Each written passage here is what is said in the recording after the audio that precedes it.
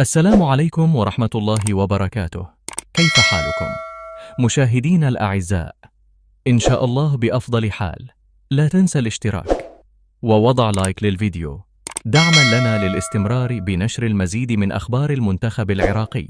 أعلن الاتحاد العراقي لكرة القدم عن إكمال إجراءات تسجيل اللاعب بيتر كوركيس، مما يجعله مؤهلا لتمثيل المنتخب الوطني العراقي في المنافسات المقبلة.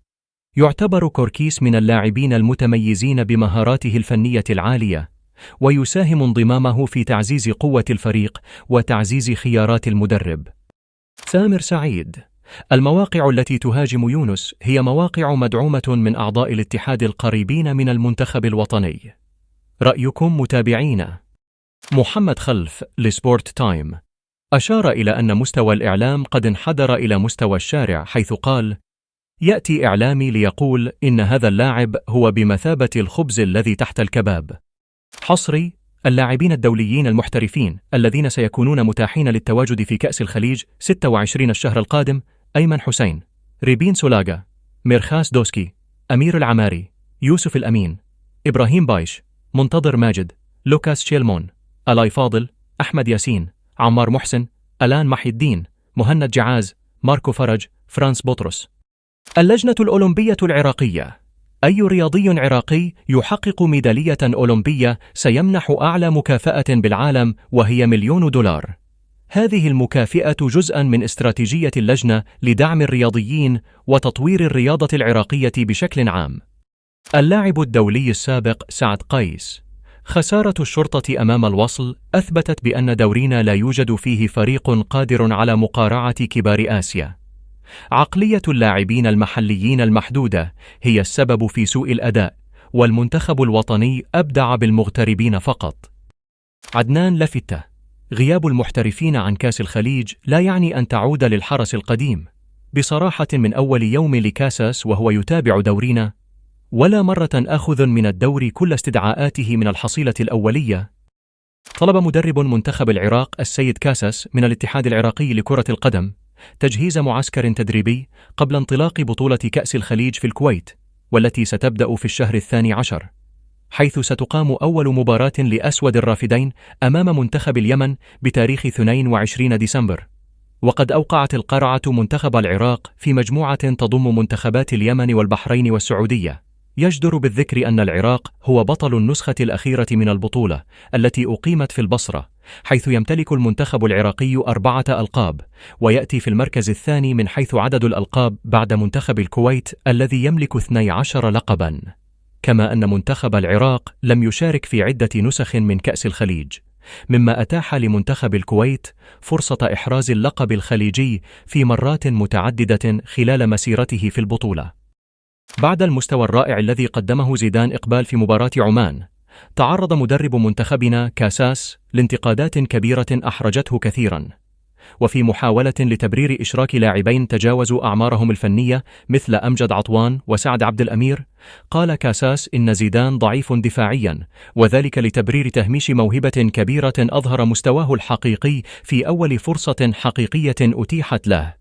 وهنا أقول إن مثالية كاساس تجاه اللاعبين المغتربين لا نجد لها مثيلا مع اللاعبين المحليين الذين يجمع الجمهور الرياضي على أنهم لاعبين لا يستحقون ارتداء قميص المنتخب الوطني العراقي. شاهد ابتسامة وفرحة بيتر كوركيس بعد حصوله على جواز السفر العراقي، واتصال من عدنان درجال باللاعب. علي جاسم يشكو نادي القوة الجوية بسبب عدم تسديد مستحقاته المالية. عاجل وبشكل رسمي: عدنان درجال يعلن وبشكل رسمي عن موقف المنتخب العراقي في بطولة خليج الكويت.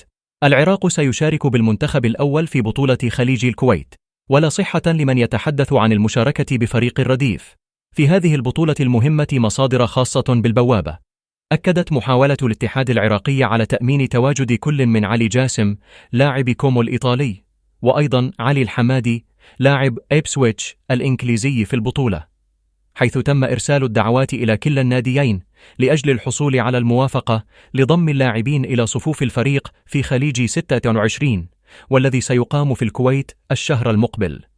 أدلى الإعلامي الأردني حمد الله بتصريح يتناول فيه الأخطاء التحكيمية التي تعرض لها المنتخب الوطني الأردني، مشيرا إلى ضرورة اتخاذ موقف حازم تجاه هذه الأخطاء. وأوضح أن ركلتي الجزاء المهدرتين أمام العراق والكويت قد أضاعت على الفريق الفوز في مباراتين من تصفيات كأس العالم، مما يزيد من معاناتهم مع التحكيم. وأضاف حمد الله أن التحكيم يؤثر سلبا على نقاط المنتخب في التصفيات، محذرا من أن الأخطاء التحكيمية التي حرمتهم من التأهل إلى كأس آسيا قد تكرر نفسها وتحرمه من التأهل إلى كأس العالم.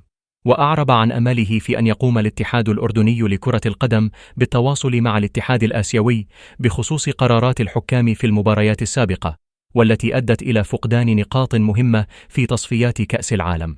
وأكد أن التعادل أمام العراق والكويت ليست نتيجة أدائه أو أداء المدرب سلامي، بل هناك شهود عيان يمكنهم التأكيد على ما حدث. رد اللاعب العراقي زيدان إقبال عبر حسابه الشخصي على أحد المنتقدين له قائلاً: لا عليك يا أخي، إن انتقادك يحفزني لتقديم الأفضل. الاتحاد العراقي يرسل إيميل إلى نادي إبسويتش تاون الإنجليزي من أجل تأمين تواجد الحمادي خلال بطولة كأس الخليج، وبانتظار الرد من النادي. كيفن يعقوب سيكون جاهز لمباريات تصفيات كأس العالم المقبلة مع منتخبنا الوطني. عودة موفقة إن شاء الله للأسد كيفن يعقوب. بعد أن طالب المدرب كاساس بضم هذا الثنائي إلى صفوف المنتخب الوطني، طالب بأسرع وقت ممكن لاستكمال أوراقهما ليكونا ضمن قائمة الفريق.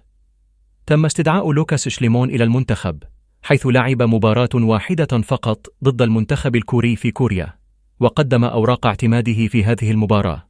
ورغم أنه لم ينسجم كثيرا مع الفريق بسبب ضيق الوقت، إلا أنه كان بارزا في تلك المباراة. أما محمد الطائي فقد استحق استدعاءه بجدارة، لكنه لم يتم إشراكه رغم الأداء الجيد الذي يقدمه مع فريقه الأسترالي. شاهدنا الطائي في مباراة عمان، حيث لعب بشكل رائع وكان خصما عنيدا للعمانيين.